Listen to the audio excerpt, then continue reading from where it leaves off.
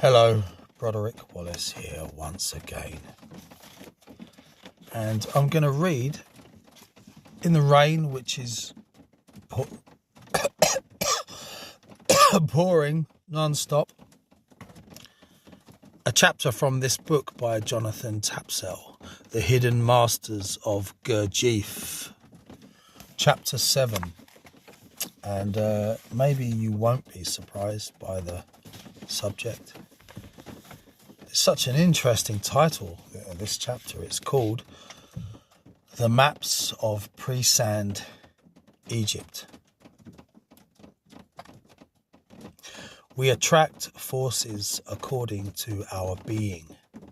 G.I. Gurdjieff, the quote at the top.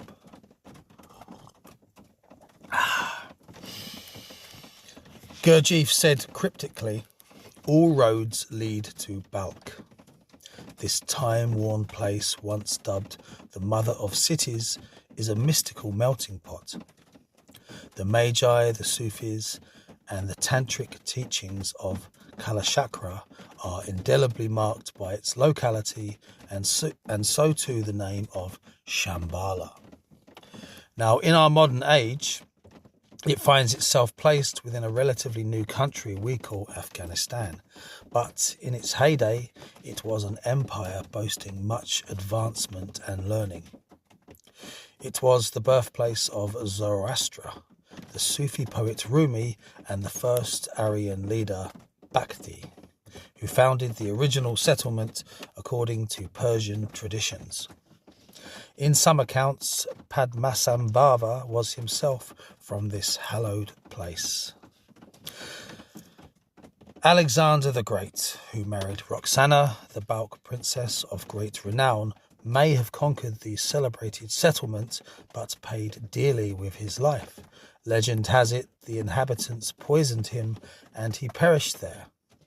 Balk saw many conquerors, and the merciless Mongol leader Genghis Khan laying the place to waste in 1221 AD. It was the end of its halcyon days, alas.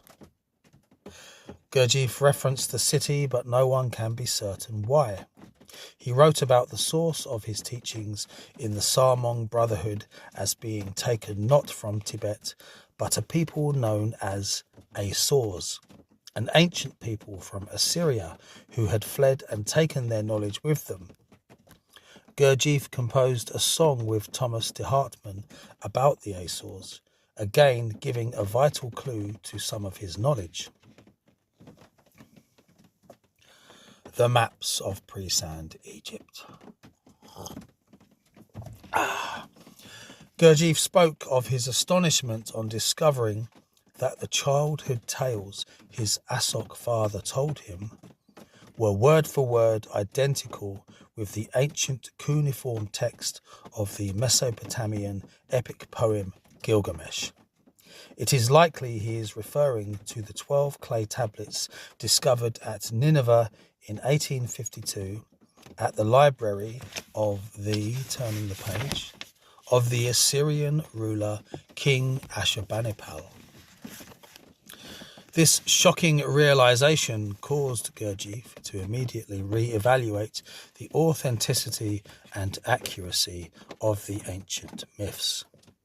He deeply regretted not seeing their great historical importance earlier.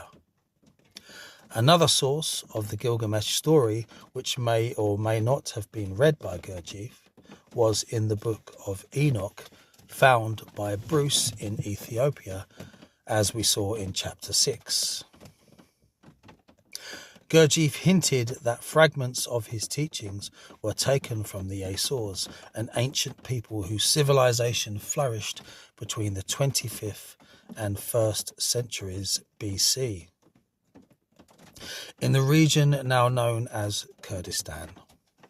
Together with Thomas de Hartmann, Gurdjieff composed a musical score dedicated to the Asors, giving a vital clue to some of his knowledge, as it was believed that the score was based on sacred or objective music. The piece is a lamentation, a musical form that plays a large role in esoteric and religious traditions, so much so that there is even a book of lamentations in the Bible following this bygone Middle Eastern tradition. It was through his search for the Azores/Sarmong that Gurdjieff encountered an Armenian priest whereby he took possession of a map of pre-sand Egypt. All of this is pregnant with meaning. The map had to be dated 7,500 BC or older, hailing from the period when Egypt was still a lush and fertile land. This was an era long before the Sahara Desert had come to dominate northern Africa, and according to Gurdjieff, a time when man lived in complete harmony with his environment. This chance discovery led him to reconsider the true origins of the Sphinx. We know from the De Hartmans in Chapter 2 that Gurdjieff had the ability to decode dolmens and standing stones as if he were reading a compass. He was also given to the reading and dating of prehistoric cave art. It seems clear that Gurdjieff possessed a key to reading such monolithic byways, and if so, what was the significance of pre-sand Egypt? Gurdjieff told the journalist Solita Solano, one of the Parisian ladies of the rope, that he had been initiated into the Egyptian mysteries a total of 4 times. But where and by whom? The guardians of the Sphinx, right up until their suppression, were a highly respected people, rarely credited in the byways of esoteric thought. Yet their important preservation of the most advanced sciences of the ancients and subsequent contribution to humanity is unrivaled. It is almost certain that the Arab and European renaissances would never have happened without their vital input. We are talking here about the people known as the Sabians, the Sabians, sometimes spelled Sabians, it's the same on the page. The origins of the Sabians are disputed, or the Sabians, is it Sabians? I'll say Sabians, Sabians. The origins of the Sabians are disputed, but there are 3 branches, 2 in the Arabian Peninsula and another in Ethiopia. We must remember that Ethiopia, as mentioned by the ancients, used to take in other lands whose caravans traversed areas including modern-day Armenia, Eritrea, Yemen, even Syria. Controversy rages around the widely held belief that the Sabians settled in Haran were a later people, possibly a blanket term for assorted pagans, who adopted this name, Sabian, to protect themselves from Muslim persecution, knowing as they did that the Quranic and biblical references partially protected them. It would appear, if we accept the notion of the pre-sand maps theory, i.e. stone worship and navigation using dolmens, that the Sabian star worshippers were already ensconced here as far back as Chaldea and beyond to the time of the patriarchs. Evidence attested by their pilgrimage from Haran to the Sphinx. No other explanation for this last reverence can be explained. The Sabians placed great importance on making pilgrimage to both the Sphinx and the pyramids, a tradition they upheld right up until their suppression. By this, can we infer the Sabians were a stellar cult and part of a hidden tradition now largely ignored by historians? Their ritual encampment was built to receive pilgrims who had made the journey to the Sphinx, whose original name, Hul, they preserved. That's HWL. The names Sinai, Sahara and Sheba are also of Sabian origin, all being named after deities from their pantheon of gods. Many well-known historical figures are said to have stemmed from Sabian stock, not least the Queen of Sheba, who famously met and possibly eloped with King Solomon. Likewise, the Prophet Muhammad originated from Sabian heritage, and it is from this tradition that the familiar Islamic practices of praying 5 times a day, ablutions and fasting in line with lunar movements are derived. Indeed, the Prophet spoke highly of the Sabian people in the Quran. Gurdjieff may have recognized the origins of Sufism here in the Sabian practices and sought to understand the origins of an esoteric germination of such import, one key example being that Allah is believed to be a name for God, which may have come from the patriarchs who existed before the Great Flood. Pausing to pour some tea.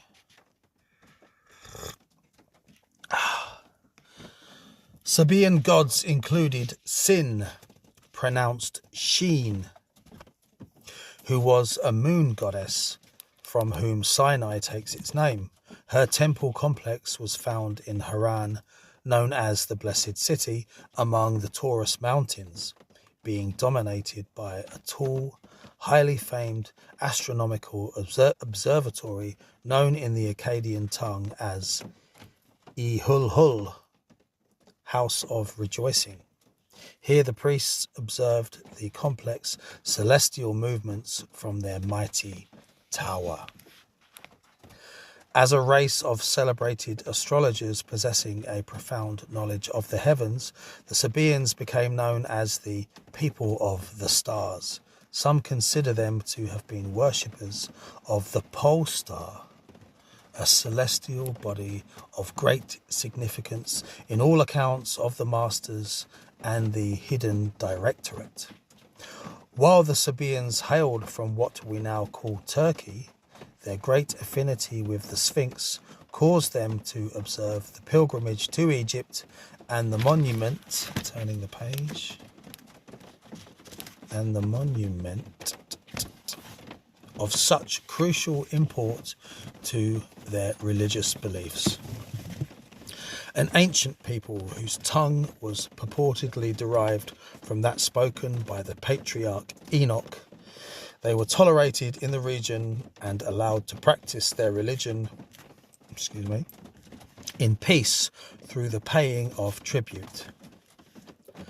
In later times, they were even referred to by both Christians and Muslims as the Subos, or the Ancients. By repute, they were also highly skilled silver and goldsmiths, and some believe that the sacred square and compass emblem used in Freemasonry is almost certainly derived from the Sabians. It is certain that they had a strong connection to the pole star and therefore the swastika mythos. Accounts of their great knowledge speak of their now lost skill in the irrigation of arid places and their mastery of language, which made them renowned among all peoples of the region who encountered them. Their holy books included the Book of the Sun, the Book of the Hidden One, and the Emerald Tablets of Thoth. Some called them the People of the Book. It is understood that they later retreated to Haran, where the fabled astronomical tower dedicated to their moon goddess Sin became home to their priesthood. From what is known of them, their writing and modes of worship were adopted by the Babylonians and Chaldeans. The Babylonian and Hebrew word for sun is shamash, also identical in the Sabian language, pronounced Samas. This word corrupted across lands as Sama, Simon, Simon, and of course Saman, another name for the Sufi dhikr or remembrance. It is no accident that the sacred word Dikir was given to Muhammad in the caves on his flight. Muhammad the Sabian, who worshipped a crescent moon and revered the hidden one, who later became Kidir. Sufism itself comes from Sabian worship. The Kaaba in Mecca, around which the faithful circumambulate during the Hajj pilgrimage, is believed to be the site of a former statue of Hubal, the Sabian god of divination, which was reconsecrated by the Prophet and thereby cleansed for Muslim worship. It must be noted, most mosque minarets bear the crescent moon at their summit. The name Hubal is taken from the word Hul, which we have seen is an ancient name of the Sphinx. This word was later corrupted to Hu, as in Allahu, the traditional Sufi chant used during the recitations of the Sufi Dhikr. The Sufis adopted the Sabian hidden one, who they reappropriated as the prophet Khidir, along with the sacred number 30 and the words of the Dhikr. The font from which Sufi mysticism drinks is therefore Sabian. One strongly suspects that Gurdjieff might have known this, given his strong connection with both the Middle East and Turkey and his affinity with the Egyptian Sphinx. The exalted priesthood of the Sabians were known as the Mukarib, meaning close to God, the sacred guardians of ancient knowledge, who founded the Arabian port of Muzar based on the root word Mu, and for years the Sabians dominated trade in the region. Later the term Mukarib became the Syrian surname Malik. Out of 4 kings in ancient Arabia, only 2 bore the elevated title Mukarib. That is just Mukarib, by the way, that was me stuttering. Time for a sip of tea. These priest kings soon found their way to rule in Ethiopia, which helped to preserve the sublime teachings and mysteries only marvelled at by other peoples in the region. Reverence of their superior knowledge and power reached the Arab court of Baghdad and the centre of learning called the House of Wisdom, wherein sat a Sabian scholar, a polymath to rival Da Vinci, who translated most of the Greek writings for the Arabs, introducing them to many of the sciences taken from Sabian sources. One cannot underestimate the influence of the scholar Tabit, who never renounced his faith and educated the Arab court. Without his work, much of the modern knowledge which passed from Sabian to Arab, then finally to Renaissance Europe, may never have reached us. Logic, medicine, trigonometry, chemistry, philosophy all flourished under the influence of the Sabian polymath Tabit. One area of knowledge was astral magic, no doubt coming from Chaldean sources. It shows Haran as an immense powerhouse of learning. The 17th century nonconformist theologian Theophilus Gale, is that Gale or I'll just say Gale, wrote in his book Court of the Gentiles that Zabaism, so termed from the Zabai, a sect of Chaldean philosophers, was the first and more natural piece of idolatry, which consisted in a religious worship given unto the sun, moon, and stars. Galay also rightly identified that Afghanistan had instructed the Chaldeans in knowledge gained at Haran. Were the Zabai the Sabi'un of the Arabs? Almost certainly. It is said the Sabians revered the Sphinx and the pyramids as the final resting places of both Set and Enoch, which runs counter to the accepted story of Enoch being taken up to heaven at the end of his life on earth. The Giza plateau was certainly seen as the burial place of prophets. The Sabians were custodians of the emerald tablets, and they practiced the Hermetic tradition along with its unique brand of magic. If they identified Hermes with Thoth, the alleged builder of the pyramids, then the Sabian cult might also have had a reason to make their sacred pilgrimages to the Giza monuments. These Sabians, who were clearly masters of the stars, navigation, possessors of the earlier name of the Sphinx, worshippers of Enoch, keepers of rare holy books whose God was found in the names of the region, did these people belong to a time harking back to the lush climes of pre-sand Egypt as Gurdjieff and others understood? Why did the Sphinx, built in the likeness of a pharaoh, hold so much fascination for them?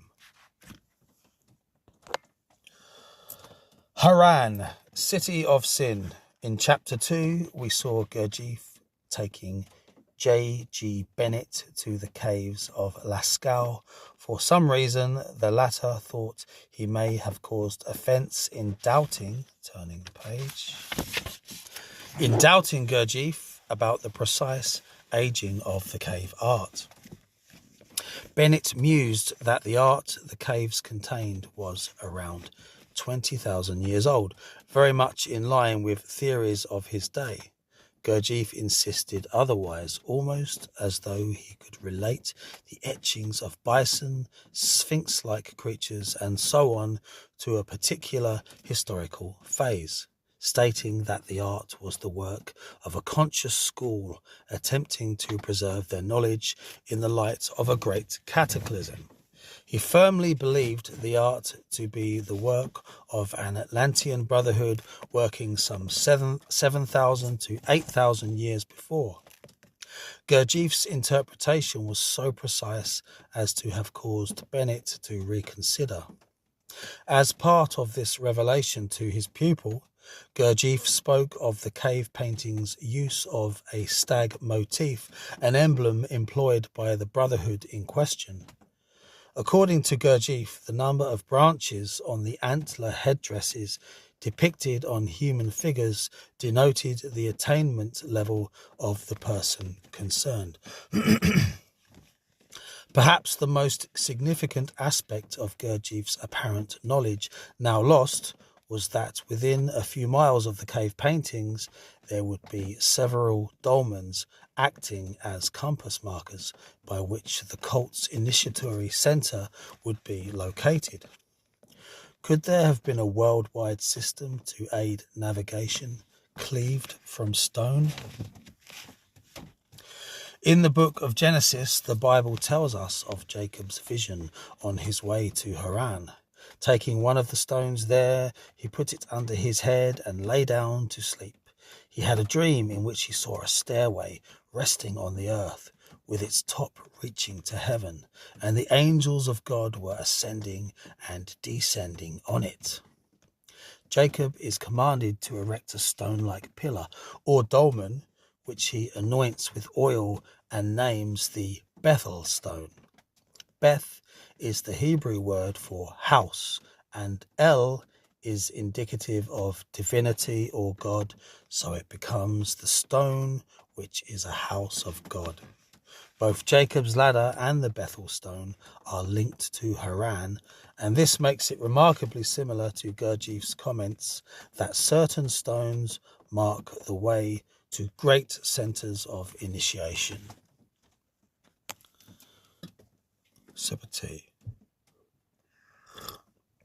Haran, stronghold of the stargazing Sabians who studied the cosmos, is situated but a few miles from Göbekli Tepe, the oldest known Neolithic stone temple.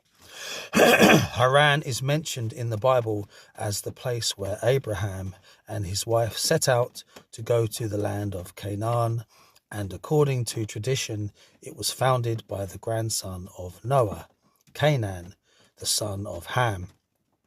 Abraham had arrived there from his Chaldean birthplace, the city of Ur, the same Ur that was the cradle of the earliest civilization of Sumer, whose priests made the city the chief seat of the lunar worship of Sin.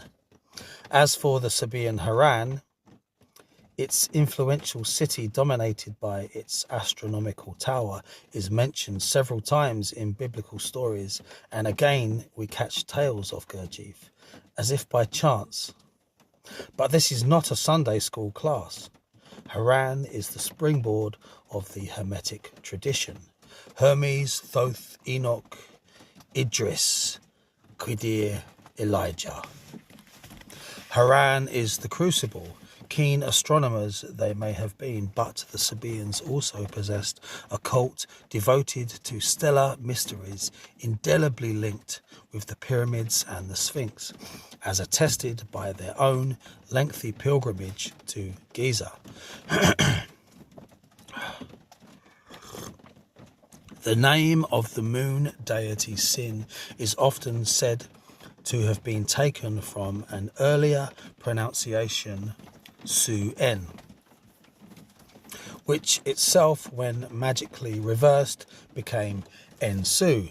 The sacred direction for the veneration of Sin was the north towards the pole star and the Lord in the moon, similar to one title for the lunar deity Thoth. According to some theories, the goddess Sin the goddess Sin may have been associated with the full moon, with Su-En representing the moon in its crescent phase. However, much evidence emerges that Su-En was a moon god from an even earlier time, that of the Sumerians, the earliest known Mesopotamian civilization, which conventional historians believe to be the true cradle of all those that followed, including our own. Its ancient name is the Land of Shinar, a name possibly linked to sin worship. Haran, Göbekli Tepe, Babylon, Uruk and Nineveh are all encompassed by the Land of Shinar and therefore bound by the stellar cult. Canaan, the grandson of Noah, learnt from rock carvings left behind by previous inhabitants that had perished in the Great Flood. This rather heretical knowledge, it is said, was left by those who had rebelled against God. Gurdjieff claimed to have read the Epic of Gilgamesh directly from the Sumerian cuneiform tablets translated by archaeologists. He would have known then that the moon god had a select name, Su-En, and that Ensu and Su-En were interchangeable names for the same lunar deity. The Gilgamesh tablets discovered at Nineveh, if these are the source Gurdjieff refers to, were written in Akkadian, which had two dialects, Assyrian and Babylonian. But the series of myths belonged to the oldest culture, Sumeria. Cuneiform, the earliest system of writing, was primarily developed to record ledgers for the purposes of trade. Over the course of time, the system became more complex and nuanced, which eventually allowed for the writing of epic tales and stories. Historians date the origins of cuneiform to around 3500 BC, describing it as a pictographic language, much like Egyptian hieroglyphs or Chinese Hanzi, where syllables or words are represented by certain pictograms. We are fortunate that most cuneiform was written on clay tablets, which has allowed examples of ancient writing to reach us today largely unscathed. What is rarely mentioned is the fact that much of the cuneiform language is actually allied to the sexagesimal mathematical system. Put simply, it is based on a mathematical system which revolves around the number 60. Imagine a clock face, which we know represents 1 hour divided into 60 minutes. The unique numerical quality of the number 60 is that by being a composite number, it has more dividing possibilities than any other. Turn the page. The number 60 can be divided by 1, 2, 3, 4, 5, 6, 10, 12, 15, 20 and 30, making it extremely useful when calculating fractions, angles, weights, measures and most importantly, time.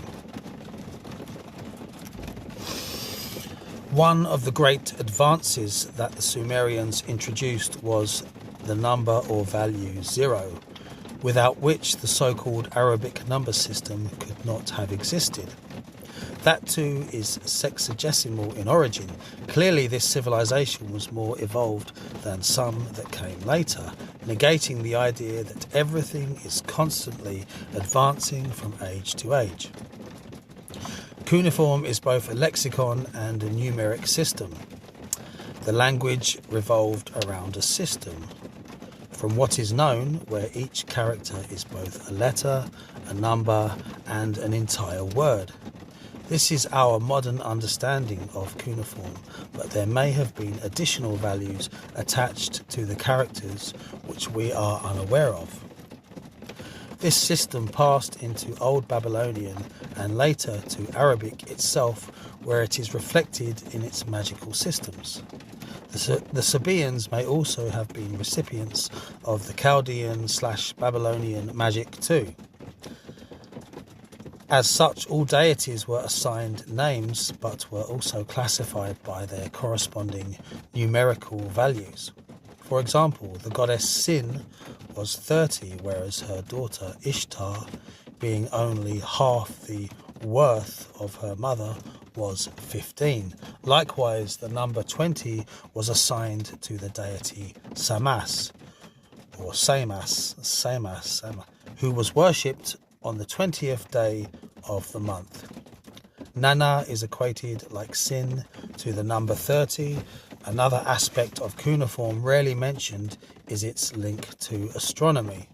A man named Osendriva recently observed from reading cuneiform that the Babylonians and possibly the Sumerians before them had exact methods of calculating the orbit of Jupiter, something which up until recently historians only supposed was possible from the time of the European Renaissance onwards. Science historian Jens Høyrup at Roskilde University in Denmark also weighed in on the controversy by adding that it was not the first hint that the Babylonians were suspected of using geometric calculus to record the motion of the moon. What no one has really delivered here is that the very language they used to decode all of this was also its own cipher. The cuneiform is both numerical and pictorial, but also astronomical.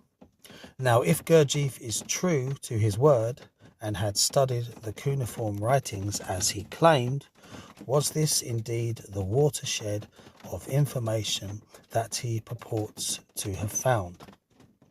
Equally, could the so-called map of pre-sand Egypt be written in the dolmens? Could Gurdjieff have literally unlocked the secrets of the very first civilizations? We mentioned his musical score about the Azores, a lamentation no less, that strikes a chord with old tales of the region, which tells of the last survivors of the flood, who wept when they committed their stories to stone. As their tears flowed over the tablets, they knew in their hearts that after such a great cataclysm, mankind would never again rise to the heights of angelic civilization he had once achieved.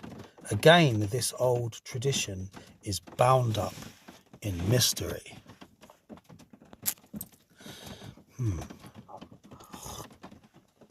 The archaeoastronomer. I know this word. The archaeoastronomer James Jacobs claimed to have discovered a link between the layout of Haran and thereby linking their lineage with the secret stellar tradition of the Sabians/Chaldeans. This now gives rise to the suspicion that both the biblical Jacob and Abraham were also both enmeshed in the celestial cult. Haran and are, according to James Jacobs, connected by a geodetic latitude, and this also links in, albeit tentatively, with the oldest stone temple, Göbekli Tepe, situated a mere 25 miles away. Could Gurdjieff, through his knowledge of cuneiform and the decoding of its numerical and astronomical features, have rediscovered the geodetic knowledge of ancient man? Were these monuments time-worn citadels and temple sites laid out by precise trigonometry, literally taken from the stars? James Jacobs certainly thinks so. It may explain the sacred compass and square and their original usage in esoteric circles adopted by the Freemasons.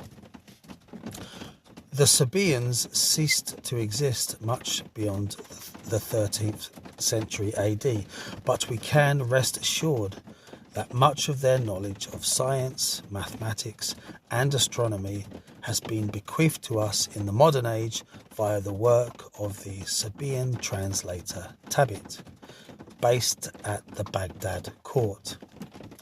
Sabian esoteric lore, even magic, passed via Islam to the Sufis and in a second transmission to the Yazidis, another faith that exerted a deep influence over Gurdjieff. What the Egyptians said of the Great Flood. The ancient Greek historian Herodotus, dubbed the father of history, once recounted some unusual chronicles concerning the Egyptians' superior engineering capabilities. He claims to have visited a vast underground city built beneath the Giza plateau, and while there he discoursed with the famed Egyptian priests of Sais, who made him privy to many of their mysteries. In wonderment, Herodotus saw firsthand their immense understanding of history, telling of the existence of a labyrinthine library, the scale of which eclipsed anything the ancient Greeks had constructed in their time. In February 2021, British newspapers reported the discovery of a mysterious doorway in a passage beneath one of the Giza pyramids, sparking fresh interest in the claims of Herodotus. Yet, the Greek was not alone in his assertions. A 10th century Arab historian named Al-Masudi similarly claimed the same underground chambers located beneath Giza contained ancient wisdom not known to ordinary men. He tells us that the great library's records of art and science were left for the benefit of mankind, and whosoever found it again could benefit according to their understanding. Let us pause here. Al-Masudi stresses according to their understanding, which is echoed in what Gurdjieff said of the objective art left behind by the masters. It can only be understood by consciousness, not intellect. One could only decode, decode any message at one's own level of being, redolent of the old adage, beauty is in the eye of the beholder. If the underground repository, the pyramids and the Sphinx are constructed in such a manner, then surely the discovery of the secrets they contain will only mirror the inner state of mankind as it finds them. Normal physical, emotional and intellectual responses could be a mere runway to inner space when looking at objective art, an art form created consciously for precise effect by people who have obtained higher consciousness, perhaps even enlightenment. Of course, all this is mere conjecture, much like the legend of Shangri-La. These ideas are fictional approximations of old legends, or so we are taught. Most photographers learning their craft will be made aware of the importance of the rule of thirds. Each picture they compose must observe this law in order to make the subject beautiful, interesting, and harmonious. Essentially, the law dictates that any composition, whether landscape or portrait, is divided into 9 equal parts. The subject is placed in the left or right third of the image, with space dominating the rest of the area, not arena. This is what happens when you're a few pages in. All classical painters knew of this law, and if we go further still, perhaps the sculptors of the classical period were aware of it too. Architects certainly make use of it. Did the builders of the pyramids? This is but one example of objective art in its most base form. Chimpanzees randomly pointing cameras cannot expect great results. One must plan a successful composition. The riddle of the Sphinx is as much sensoria as it is physical/historical. It moves in eternity beyond the limitations of physical time itself. The discovery of the Rosetta Stone by Napoleonic forces in 1799 paved the way for the decoding of many pharaonic secrets in Egypt. Until that time, the modern understanding of Egyptian hieroglyphics was largely down to guesswork. But the passage engraved on the stone was repeated in 3 languages, Egyptian, Demotic, and Greek, 2 of which were known. This provided a vital key to linguists when deciphering the meaning of the Egyptian script, but no such template has yet been found to explain the building of the pyramids and Sphinx. Historians who dare to speculate outside the confines of the academic mainstream posit that the ancient Egyptians merely inherited these mighty infrastructures from an earlier, superior civilization, a highly advanced race possessing great knowledge which was lost due to a great flood. Herodotus implies as much, citing the Egyptians as those who had inherited fragments of this advanced knowledge, including the true history of humanity itself. He specifically mentions the high priest of Sais in this regard, an Egyptian called Sonkis, who related the story of the antediluvian kingdom to the Athenian statesman Solon. This curious tale was eventually recorded in writing by Plato a century later. Of all the ancient Greek storytellers, Plato perhaps stands above them all. His dialogues entitled Timaeus and Critias give us the prospect of an age-old mystery which has defied scholars through the ages. An enigma Plato felt drawn to recount as he neared the end of his life, perhaps sensing its great import to humanity. The full account was never realized. The story ends in mid-flow. leaving his dissertation unfinished. These dialogues are presented as fiction, yet tantalizingly. This may have acted as a convenient vehicle through which to convey an oral history that may otherwise have been lost to us. Choosing to present the tale as an imaginary dialogue between scholars about a long-forgotten civilization, Plato would forevermore be coupled with fabled Atlantis. The first dialogue, Timaeus, written circa 360 BC, examines the nature of the physical world and the human condition by means of a discussion between four philosophers whose conversation soon turns to the idea of a perfect state.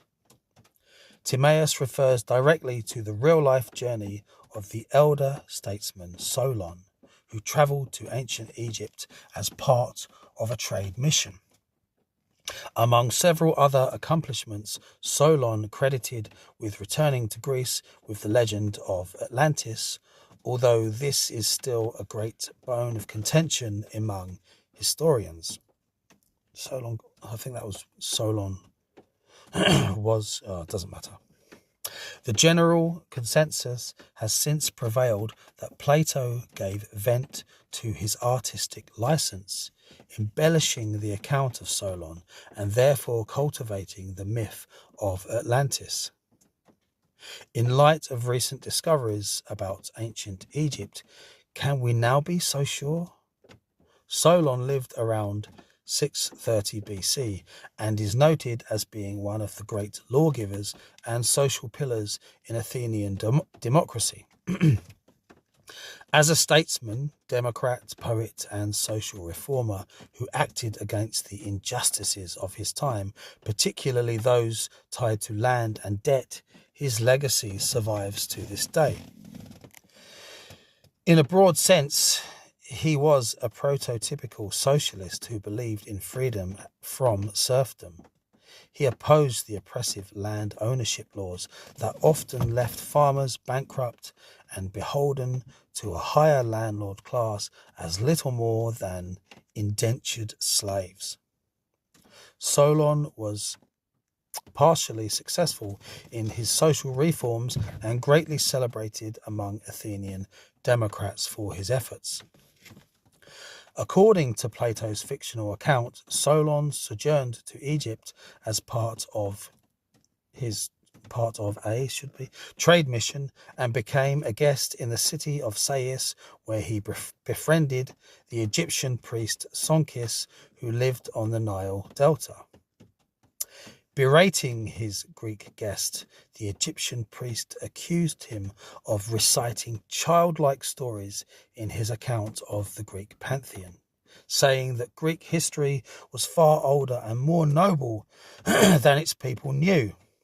Sonkis of Sais confided in his guest that the Greek and indeed Egyptian history stretched back far in time to a great global cataclysm.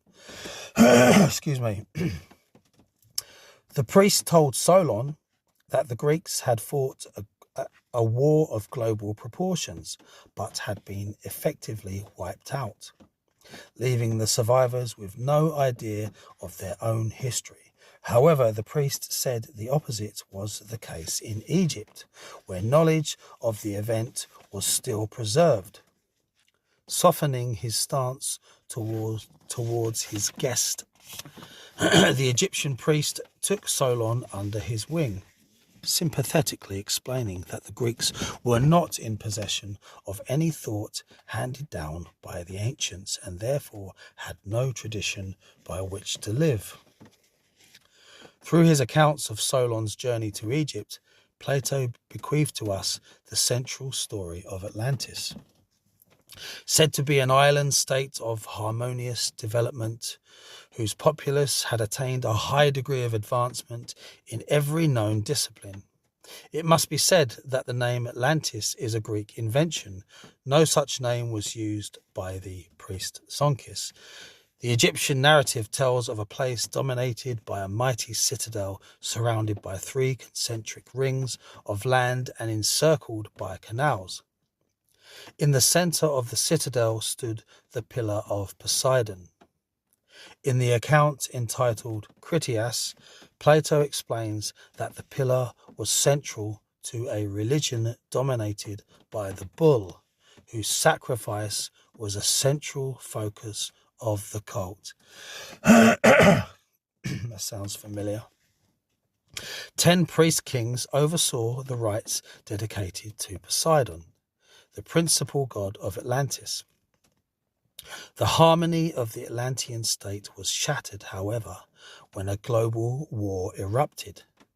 Caused in part by the arrogance of the Atlantean leaders and the indolence of its populace, the conflict led to its ultimate destruction. Atlantis was swallowed up by the Atlantic Ocean and its people decimated by flooding.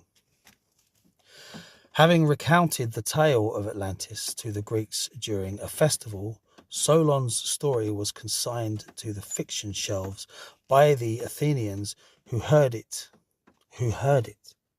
Even students of Plato were inclined to view it as no more than an interesting though fanciful tale in support of superior Greek origins. From that moment on to the present day, the matter of the historical existence of Atlantis has remained contentious, with opinion divided between those who consider it to be pure fiction and others who believe it to be documentary evidence taken directly from the Egyptian priesthood. Subsequent considerations about Atlantis have nearly always been consigned to the realm of myth.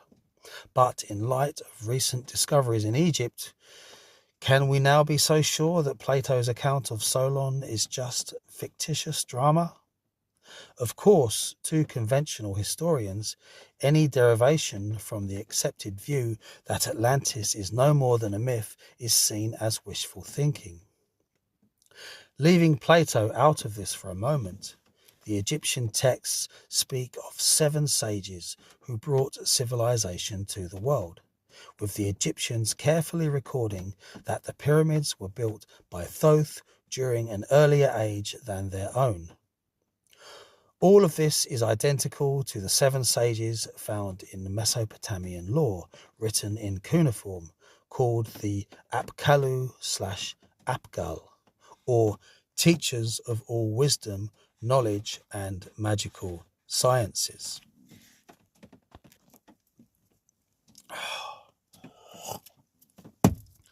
The Sphinx Unmasked. In 1973, a quasi-military research group calling itself the Stanford Institute travelled from the United States to conduct a series of investigations on the Sphinx. Headed up by a man named Dr. Dolphin, and making use of cutting-edge sonar equipment, the team drilled into the nearby bedrock. Their explorations uncovered a tunnel situated to the rear of the structure, which led to a gap in between the front paws. Dr. Dolphin subsequently announced that sonar readings indicated the existence of a rectangular room situated directly below the Sphinx's outstretched front legs. Fast forward 17 years and the Sphinx project once again confirmed the discovery of a room beneath the statue using their own equipment. Since these discoveries, the Egyptian authorities have forbidden more research or excavations near the Sphinx.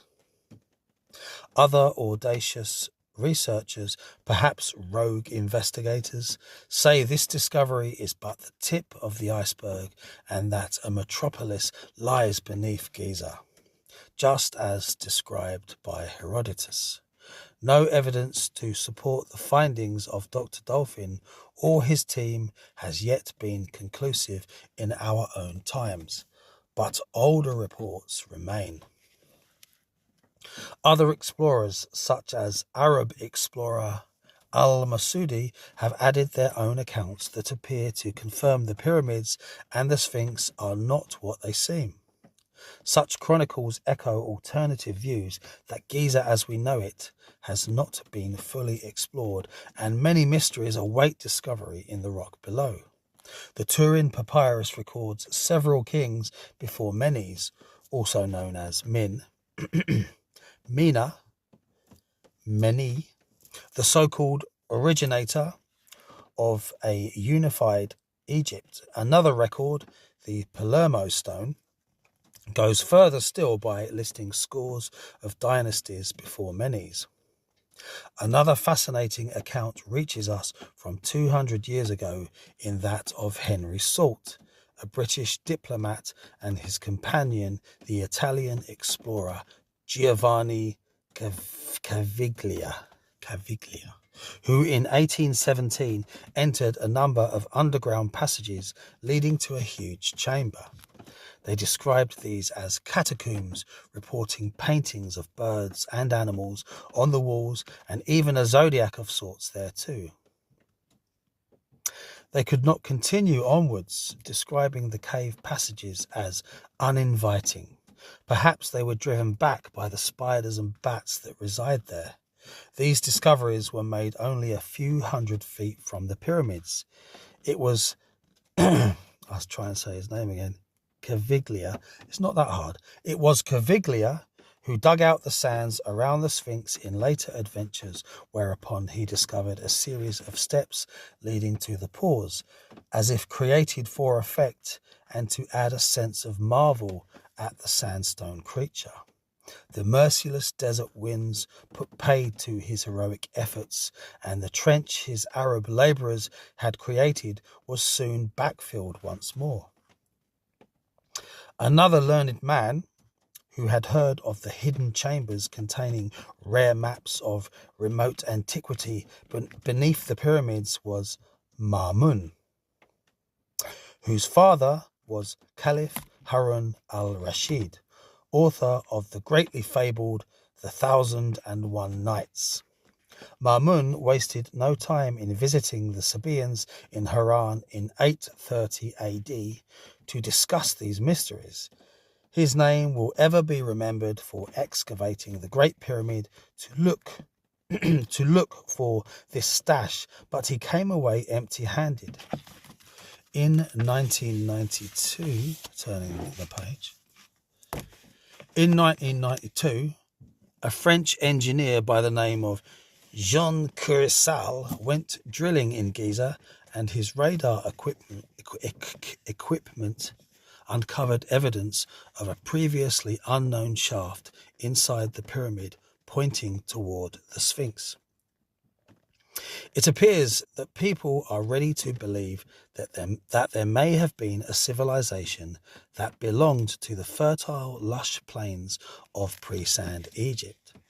To those who say it is an invention or construction of the ancient Egyptians, let them consider that the Egyptians themselves placed likenesses of the Sphinx at the entrance of great mystery sites as a guardian of sorts, to remind the curious inquirer that the guarded sanctuary was accessible only to the initiated. Given the size of the Sphinx at Giza, could the secret it conceals be of equally momentous scale and stature? As a motif, the figure of the chimerical Sphinx predates Khafre and all other pharaohs, which could speak volumes to most modern historians, but not so, unfortunately. Circumstantial evidence supports the theory that the Sphinx's facial features were reconfigured at a much later date than the original construction, which possible causes including erosion or damage by water rather than sand and wind, as one might expect. Then there is the curious fact that the monument's proportions do not appear to match the current face, leading to the theory that the builders accepted it would be obscured by sand once constructed. Common sense tells us The Sphinx could never have been built with the intention that it be mostly concealed beneath dunes of sand, and that it must have been constructed with observation of its mighty form in mind. Ergo, it must have been built in pre-sand Egypt. As a monument, the Sphinx presents many uncomfortable questions for conventional historians, with the ever-present spectre lurking of a much older unknown civilization that possessed the technology to allow them to build the pyramids way earlier than is currently thought. Advancing a theory of pre-sand Sphinx, several researchers have noted that the face of the statue must have been altered by the dynastic authorities seeking to aggrandize their own ruler Khafre. Major figures in the controversy, such as Graham Hancock, have advanced the idea of the face being that of the astrological lion Leo, while Robert Temple posits it is a representation of the jackal-headed god Anubis. There may be a host of other projections onto the face of the Sphinx, such as the Egyptian god Horus. I'm going to pause it for a moment. I'm wearing my tongue out. Pour some tea. Take a moment to pause. Allow the tongue to reconfigure. Just going to sneeze. Any moment.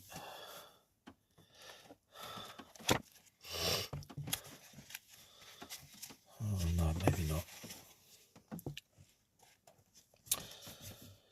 Rarely mentioned, however, is Thoth, supposed architect of the entire site, which would partly explain why the Sabians thought the Sphinx so important. Thoth is portrayed as an ibis-headed, should say god there, ibis-headed god by the Egyptians, and since the elongated beak would have caused structural problems at such a scale, it seems improbable. But if we render Thoth in his earlier Sabian form, the progenitor of Thoth, if you will, the Sphinx could have borne the features of Enoch, progenitor of Thoth. Well, that's Set as well, isn't it? This would make sense, as Enoch was a pre-flood patriarch of great antiquity, revered throughout the region, especially by the Sabians. Sin/Enoch/Thoth, and the Islamic Idris/Qidr, the latter being identical with Prophet Elijah. All these figures are one and the same personage. It would at least explain the pilgrimages made by the Sabian people to the sandstone creature, yet the Sphinx will always be a mirror of the eternal state of the onlooker. Some have reflected that Gurdjieff used the pre-sand map as an allegory to signify wisdom untainted by distortion. A teaching not untainted by distortions or misrepresented by dogmas or religion. Am I going to be able to read the rest of this? Gee, right, take a breath. Take a breath. This is the Apophis stage. Isis, Apophis, Osiris. Come, Osiris. Keepers of the Ark. Enigmatically, Gurdjieff's writings on Egypt talk of a man named Professor Skridlov, whom he befriended following their joint exploration of the ruins of Thebes. The pair decided to travel together up the Nile towards Abyssinia, modern-day Eritrea and Ethiopia, Most histories of Africa pass Ethiopia off as a relatively unimportant backwater and therefore unworthy of further significant cultural inquiry. Their position, it would seem, is that nothing remarkable came from this place. However, if we leave the conventional histories behind and dig a little deeper, we must accept that the region holds clues to an altogether more fascinating heritage. For seekers after antediluvian mysteries and forgotten teachings, Ethiopia and Eritrea represent a veritable cornucopia of intrigue. In his final years, Gurdjieff confided to Solita Solano of the Ladies of the Rope, his female entourage in Paris, that he once saw himself retiring to Ethiopia. It is known that in his dotage, Gurdjieff also made similar remarks to others among his pupils. His book, Meetings with Remarkable Men, talks of a living tradition and its importance in conveying the meaning of life, pointing toward the source of the Nile, which is, in fact, Ethiopia. More precisely, Lake Tana. It is here, he suggests, that the teachings regarding the inner meaning of life were preserved. Gurdjieff stated that prehistoric Egypt was Christian many thousands of years before the birth of Christ, that is to say, that its religion was composed of the same principles and ideas that constitute true Christianity. Gurdjieff took the view that the blueprint for Christianity stemmed from prehistoric Egypt, and that same tradition he suspected lay hidden in Abyssinia, in brackets Ethiopia. The Ethiopians consider themselves to be the true custodians of many Christian traditions. Within their own religious writings there is a tract known as the Kebra Nagast, Glory of Kings, which details the life of the legendary Queen of Sheba and her fabled visit to King Solomon. It dates from the 14th century and therefore carries no weight with conventional historians, while others maintain it is taken from much earlier sources, again another bone of contention. Some even believe that the Grail legends of Europe were lifted wholesale from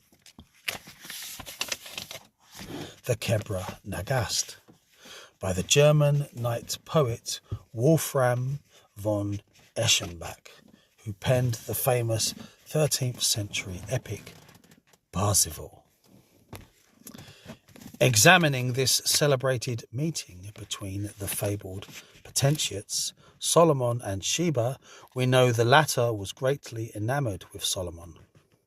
In the Western Bible, we know she is identified as being from Saba, probably Arabia, although due to Sabian connections with another state called Dimint, it is certainly possible she came from Ethiopia. The Quran also mentions the two rulers meeting, with similar accounts of what transpired between them. In recognition of his wisdom, which she prized greatly, the Queen of Sheba lavished Solomon with opulent gifts and bountiful praise. Later accounts embellished these stories further, but the Kebra Nagast is not one of these, and it stands in contrast with the biblical and Islamic texts. In the Ethiopian version, the Queen of Sheba was called Makeda. She eloped with Solomon, resulting in the birth of their son Menelik, who grew up in Sheba, unaware of his father's identity. As he matured into adulthood, Menelik learned he was the son of the celebrated ruler and visited Jerusalem to study the Torah under his father. All went well until Menelik stole the Ark of the Covenant and replaced it with a fake. Menelik returned to Ethiopia, and unbeknown to him, he was pursued but made it back with the sacred artifact intact. To this day, Ethiopia is associated with this holy relic, believed to be housed in the city of Aksum, the second Jerusalem, inside the church of Our Lady of Zion. For centuries, virgin monks have guarded the sacred ark, never stepping foot outside its hallowed precincts until they shrug off this mortal coil. Based on the biblical descriptions, several modern scientists have attested that the Ark of the Covenant resembles a modern-day capacitor, which in layman's terms is an electrical storage device. It must be noted that gold, which Makeda bestowed upon Solomon in great quantities during her stay in Jerusalem, is an excellent conductor of electricity. Did Solomon and Makeda have a business deal going? A deal to produce electricity? If traditional accounts are to be believed. It is certain that the ark was a repository of great, even destructive power. It is said to have laid waste to armies, while Moses is said to have communicated directly with God with the aid of two cherubim mounted on the ark's cover. It would prove fatal to those who touched it unexpectedly, and it had to be supported and carried using wooden staves. Could this have been a precautionary measure to prevent death from electrical shock? God also commanded that it be curtained off, which suggests a radioactive element. That should be radioactive element too. The Bible tells us the ark was the repository of the stone tablets of law as received by Moses. According to the book of Hebrews, it also contained Aaron's rod, which caused so many miracles and pestilences to light upon humanity, alongside a container of the divine foodstuff, manna, that supposedly fell from the skies as the Hebrews wandered the desert in exile. It is worth noting that the ark was originally constructed by Moses under God's instruction while he was on Mount Sinai, the place named after the Sabian moon goddess Sin.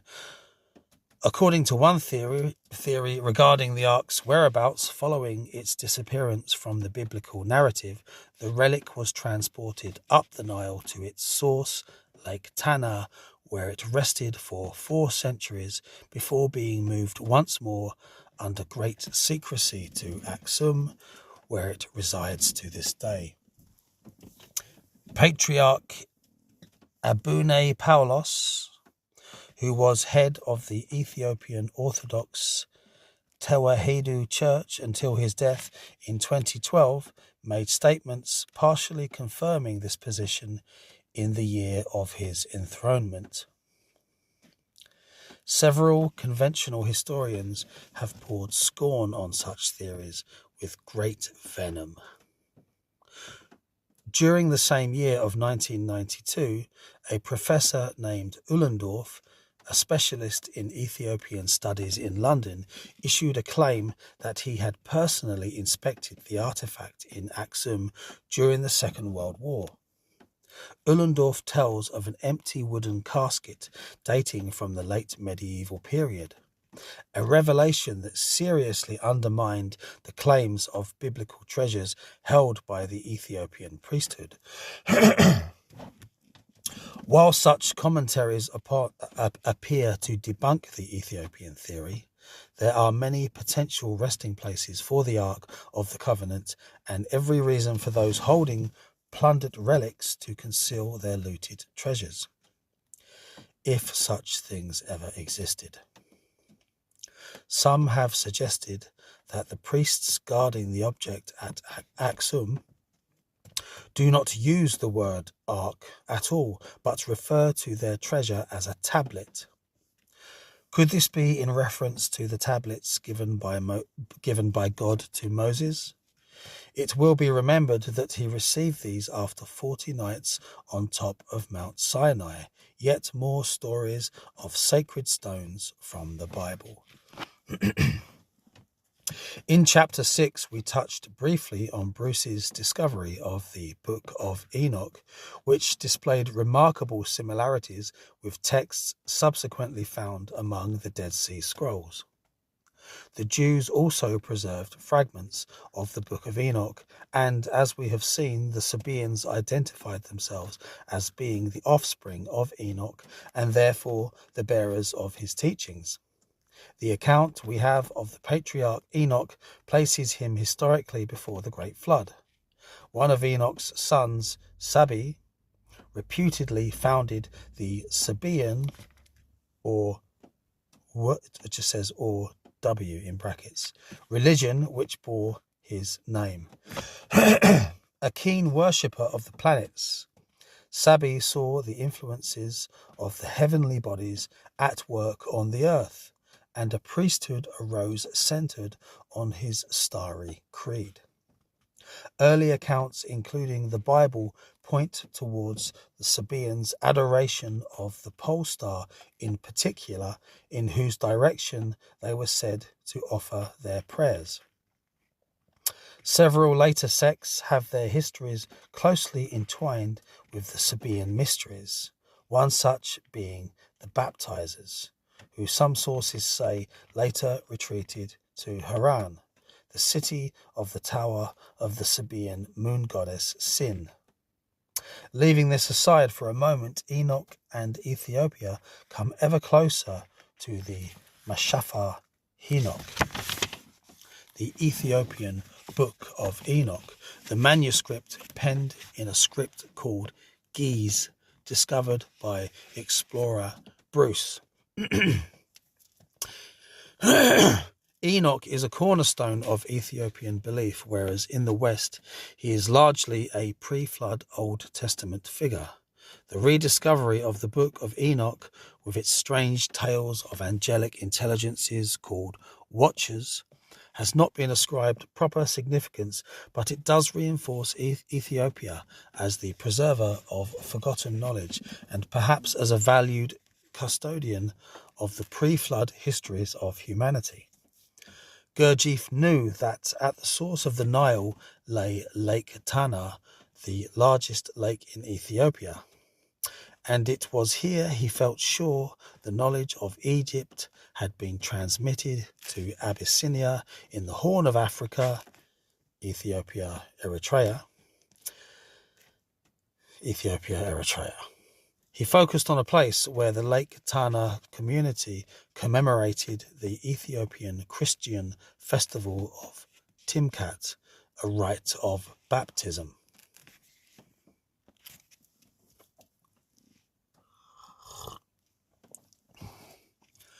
Mages in Ethiopia. According to Jewish law, Moses spent 40 years living in Ethiopia. Some traditions maintain that Zipporah, his wife and mother of his two sons, was a black Ethiopian Cushite. It is highly likely she came from a small ethnic group based in the northwest of the country called the Kemant, who are said to have descended from Noah. As a people, the Kemant are curious since their religion follows an ancient Hebraic form, untouched by any developments in mainstream Judaism over the last 2 millennia. The Prophet Muhammad had similar connections in Ethiopia through his marriage to Habiba, with the Negus or Abyssinian king paying a sizable dowry. Both wife Hibaba and her father, the Negus, were descended of the Quraysh tribe. Her father was its leader. As a tribe, they were invested with much importance in both the Islamic and pre-Islamic world as the people who controlled the sacred site of the Kaaba, shrine of the Sabians, and later centre of the Hajj pilgrimage in Mecca. It explains perhaps how Muhammad was able to reconsecrate the revered stone there to Allah through his alliance with the Quraysh to assure their conversion to Islam. The Prophet's own family took refuge in Abyssinia alongside other early Muslims during a period of religious persecution, much like Moses before him. Many of the later kings who sat on the Abyssinian throne were of Sabian lineages. The books of Enoch and Job were preserved here. Suddenly, Ethiopia doesn't seem such a boring backwater after all. What was it that drew these mystical heavyweights to the area? The writer William Patterson theorized that Gurdjieff had discovered the ancient source of Christianity in Egypt and then later Ethiopia, but found that some core elements of the keys to inner development were missing. In other words, Gurdjieff recognized this proto-Christianity as a fragment of the bigger picture of mankind's spiritual development. This element in the Gurdjieff story has been overlooked. There is no doubt, however, that Gurdjieff drew his wisdom from many sources, both traditional and unorthodox. There is no single source or esoteric teaching we can point to as the wellspring of the fourth way. As Gurdjieff made his way upstream of the Nile, he had to pass through Sudan. Given his great interest in stone circles, dolmens, and menhirs, it is not recorded whether he happened upon or even knew of the world's earliest stone circle, Napta Playa, thought to be the oldest astronomical observatory. The 7,000-year-old circle, situated about 100 kilometers west of Abu Simbel in Egypt, was discovered by accident in 1973 when a member of a team working on the major Nile Dam project stopped to answer a call of nature in the Sahara Desert. Subsequent investigations by a leading astroarchaeologist questioned historians' basic analysis of the site.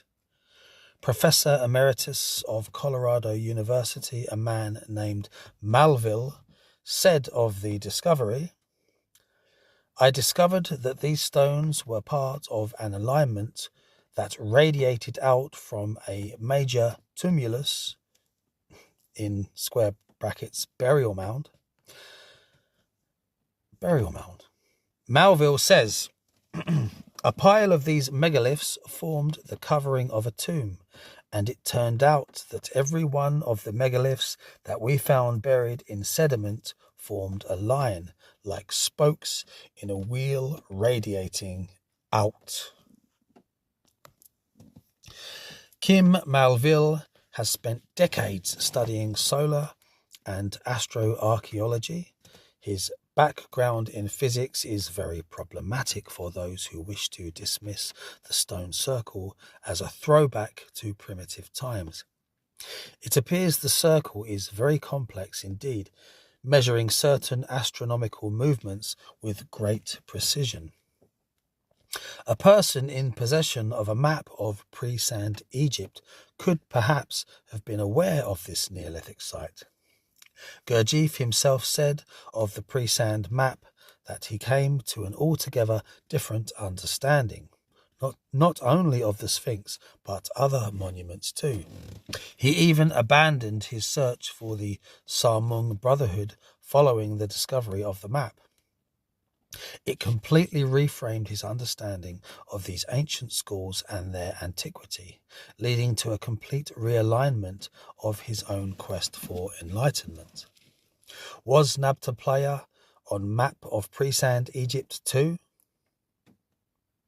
If Napta Playa of Sudan was a destination along the way, did its sacred stones illuminate the way forth to Ethiopia and ultimately places such as Aksum and Lake Tana? Gurdjieff insisted that all such monuments were built by an ancient advanced civilization and contain objective features. Could they be serving an energetic function whereby the seeker can gain access to otherwise hidden initiation centers run by the mystery schools of the masters? Now that is a question. Joseph Gandhi, an early writer on Freemasonry, said of Ethiopia, "The Ethiopians had a table of the sun with 12 signs or gods. It was an immense altar, 4 cubits high, situated in a great plain. For 12 days in each year it was filled with all kinds of meats and fruits, a sanctuary where any person," turning the page, "might go and satisfy his hunger." To this origin we may ascribe feasts and festivals, the Saturnalia, Druid and Christian holidays, the Zodiac or Golden Circle of Ozymandias, one of the earliest kings of Egypt, divided into 365 parts with the engraved aspects of the stars with an imitation of the Ethiopian altar. It appears the area of modern-day Sudan, Ethiopia and Eritrea is something of an originator of ideas, a far cry from the unremarkable backwater historians might have us believe it to be, a haven for ancient artifacts, books and traditions. It is even home to the 1974 discovery of the remains of an early proto-human dubbed Lucy that proved our ancestors walked upright here around 3 million years ago. In Gurdjieff's book Beelzebub's Tales to his grandson, he recounts a vital clue to his innate beliefs on Ethiopia's importance in the scheme of history. In a fictional account, he describes an ancient society that survived the Great Flood, which he called the Akhaldan, and without any obfuscation, he tells us that they settled at the source of the Nile, which we know to be Lake Tana in Ethiopia. That he travelled in the area is undoubted, but why was he so enamoured of the locality? It has been suggested by former pupils that he was drawn to the Ethiopian church ceremonies which employed dance, both inside and out in the open. Remember that Christ himself, the Lord of the dance, also used dance in ceremonies he performed. Gurdjieff studied these motions, some such as the Timkat baptismal rite can be quite ecstatic and wild. There can be no doubt that Gurdjieff may have given serious consideration to Lake Tana as the site of Eden, the post-Diluvian agricultural project to re-establish mankind as described in the Bible. Hence the reason for weaving the Akhaldan story into his fiction and firmly anchoring it to Lake Tana. Perhaps he came across this information while in Egypt, as some texts talk of an exalted King Sopdu, whose presence is at the seat of the gods. He too is found at the source of the Nile.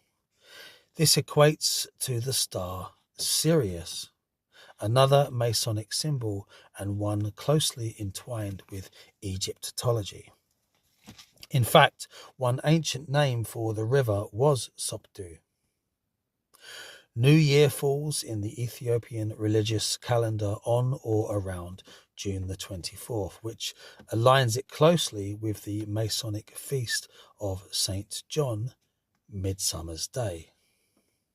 A rural town in northern Ethiopia called Lalibela is home to a number of curious cross-shaped churches hewn directly from the rock in the surrounding hills. Most historians claim they date from around the 7th to the 14th centuries, but their supposed medieval origin is disputed. Their equal-armed cross layouts are certainly not that of the traditional crucifix on which European churches and cathedrals from that era are based. At Axum there is wonderful granite obelisk. There probably should mean there is. At Axum there is a wonderful granite obelisk weighing 160 tons and standing some 79 feet high. For many years it stood in Rome, having been looted by the Italian army in 1937, but was repatriated in 2005, nearly 50 years after a UN agreement to return it was struck in 1947. The monolith stands as testament to the old Axum Empire, an import strategic power in the region. Yet its exact age and builder are unknown, although its official creation date is around the 4th century AD. An impressively carved stone stele featuring false doors and flanked by window reliefs, it is hard to understand how such precision was possible without the use of diamond cutting technology. One possible purpose of such towers was for the marking of underground burial sites, again echoing the Bethel stone of Job and Gurdjieff's own use of stones as navigation points.